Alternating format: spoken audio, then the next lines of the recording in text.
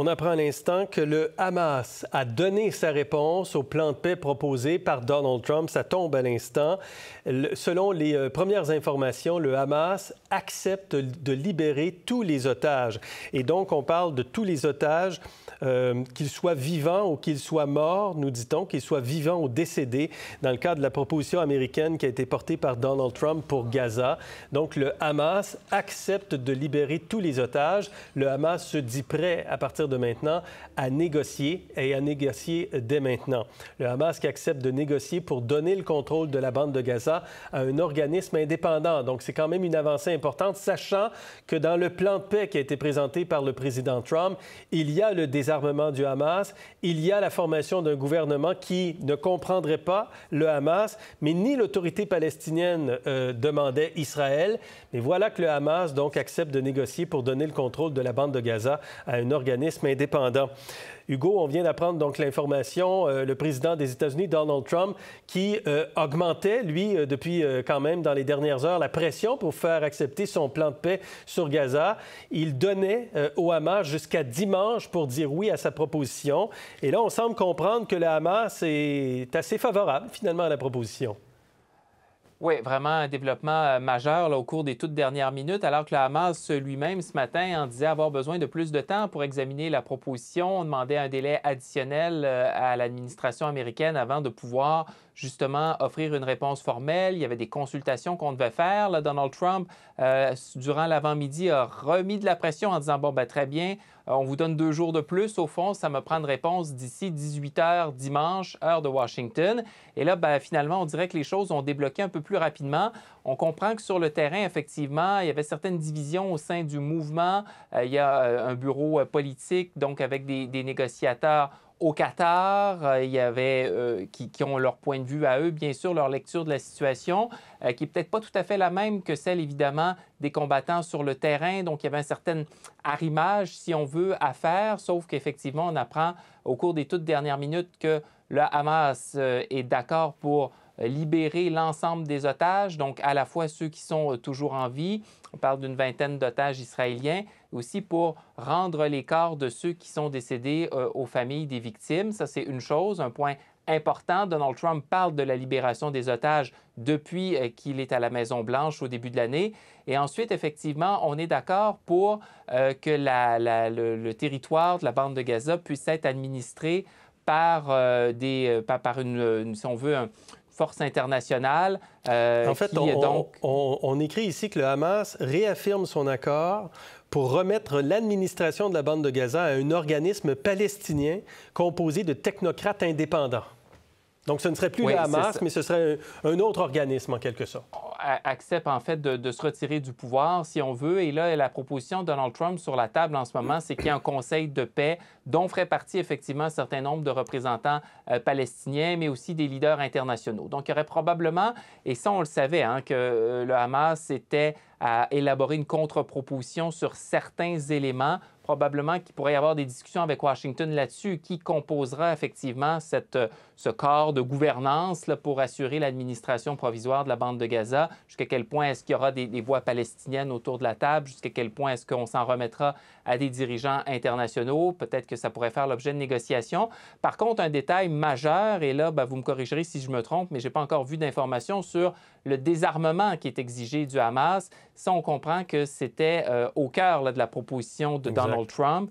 Donald Trump qui y tient mordicus, et on sait qu'il y avait beaucoup de réticence là, de la part du Hamas à s'engager sur cette voie-là. Donc, il va falloir surveiller ça de près parce qu'il y a quand même un risque assez important que ça achoppe là-dessus. Il y a une frange du Hamas qui ne veut pas rendre les armes tant et aussi longtemps qu'il n'y a pas un engagement ferme pour la création d'un État de Palestine. Et là, dans le plan soumis par Donald Trump, disons que la perspective d'un État palestinien est très, très lointaine. Ça ne satisfait pas tout le monde au sein du mouvement. Donc, il y a effectivement un élément ici potentiellement qui pourrait faire en sorte que le plan ne puisse être adopté, mais il faudra attendre d'en savoir davantage. Dans les propositions du président Trump, en début de semaine, il était évoqué la possibilité d'amnistie même pour des membres du Hamas qui accepteraient de se désarmer et donc de céder, de capituler en quelque sorte. Juste pour résumer là, ce qu'on sait pour l'instant, le Hamas réaffirme son accord pour remettre l'administration de la bande de Gaza à un organisme palestinien composé de technocrates indépendants.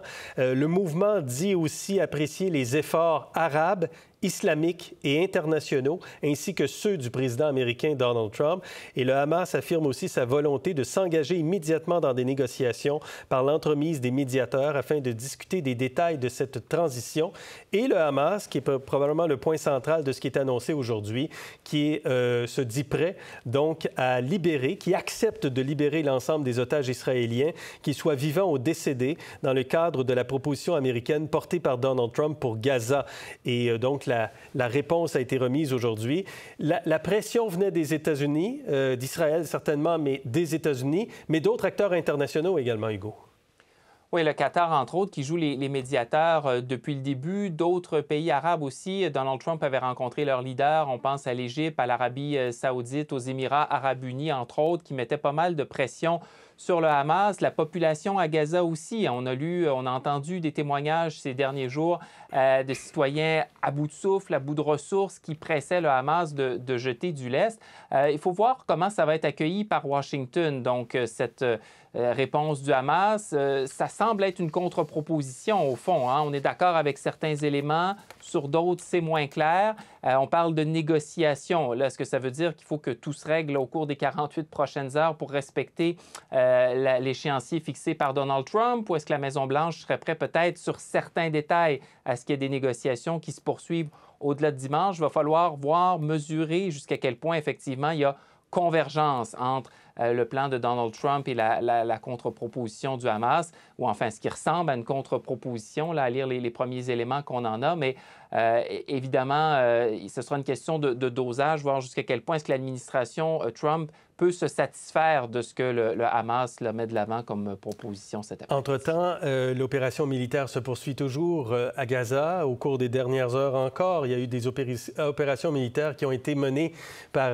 Israël. Le premier ministre Netanyahou, lors de sa visite à la Maison-Blanche en début de semaine, avait exprimé son accord là, avec la présentation qui avait été faite par le président Trump, avec les propositions du président Trump. On a le plan de paix de Donald Trump pour Gaza, qui se résume en quelques points, mais il y en avait une vingtaine. Cessez-le-feu immédiat, libération des otages, retrait de l'armée israélienne de Gaza, force internationale de stabilisation, gouvernement de transition.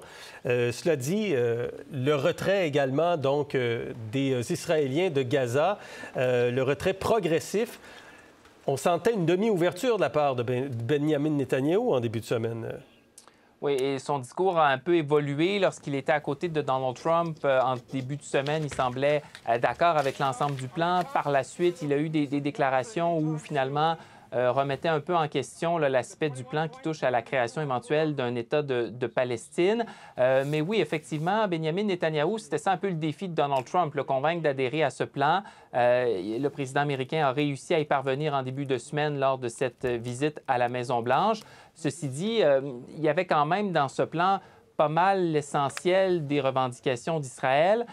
Pour ce qui est du Hamas, par contre, c'était plus ambigu. Et c'est pas pour rien qu'on a mis quand même quelques jours à étudier la proposition parce que c'est pas si évident que ça de voir ce qu'il y a là-dedans pour le Hamas, effectivement, qui doit, et c'est ce qu'on exige de la part de l'administration Trump, déposer les armes, renoncer à tout pouvoir et quitter la bande de Gaza avec ce sauf-conduit. Hugo, vous surveillez de votre côté la réaction de la Maison-Blanche, bien sûr, à ce qui vient d'arriver. Merci, à plus tard. À plus tard.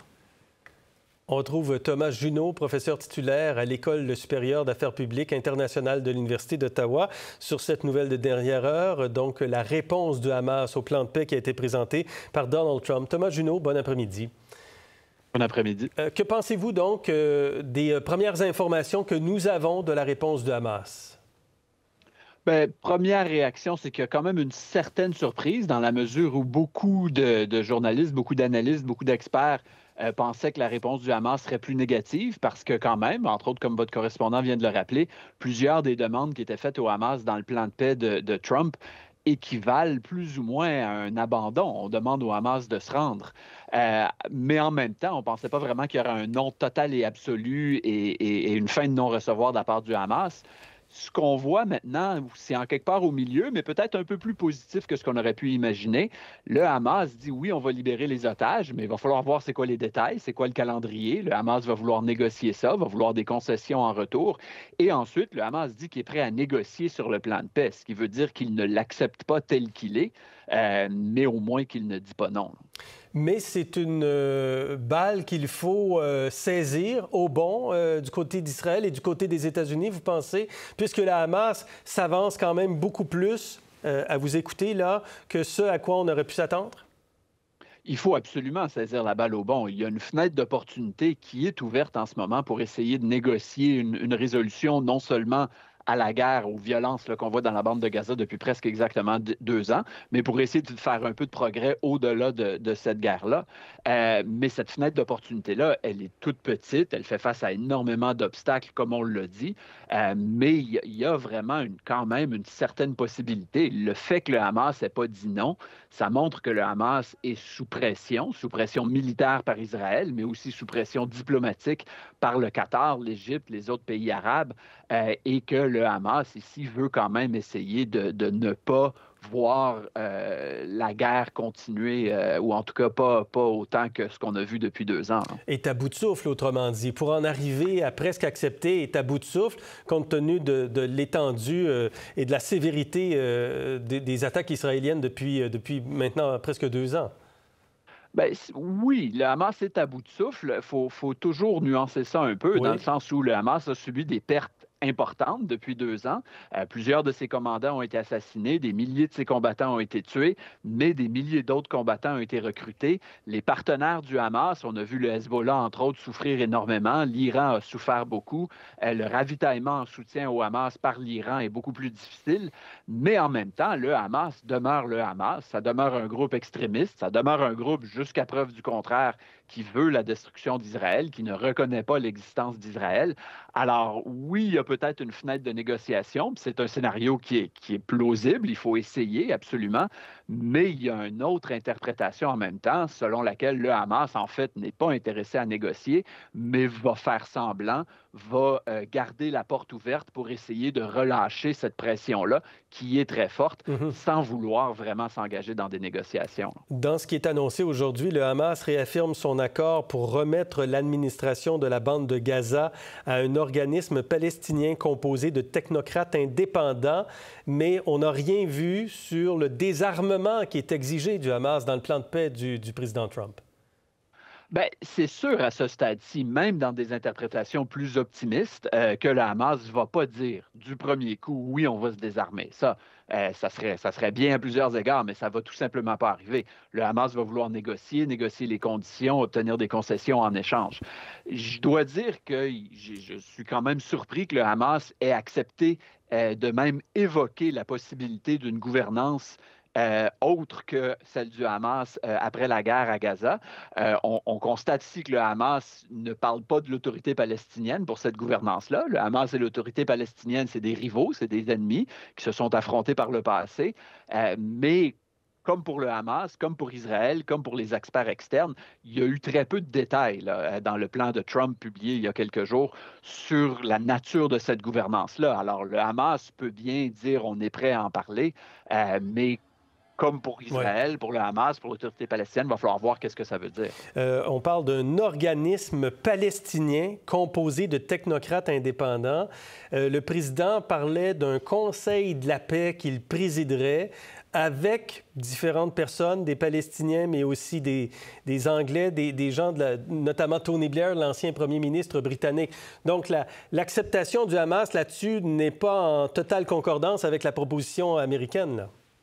Non, non, il y a une distance très claire entre les deux, puis on ne connaît pas les détails encore, mais comme je l'ai dit tantôt, le Hamas ne va pas accepter de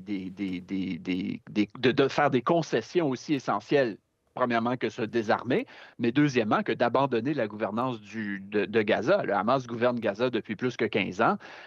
Malgré tout son affaiblissement, c'est encore lui qui demeure le plus fort, ou en tout cas le moins faible, sur le terrain à Gaza. Donc, avant de vraiment accepter d'aller vers une gouvernance qui l'exclurait, formellement, c'est sûr que le Hamas va vouloir plus de clarification, plus de négociations, et en gardant en tête que ça pourrait simplement être un prétexte pour faire semblant tout en refusant de lâcher le pouvoir. Il faudra voir comment la Maison-Blanche va réagir. En quelques secondes, vous vous attendez à quoi?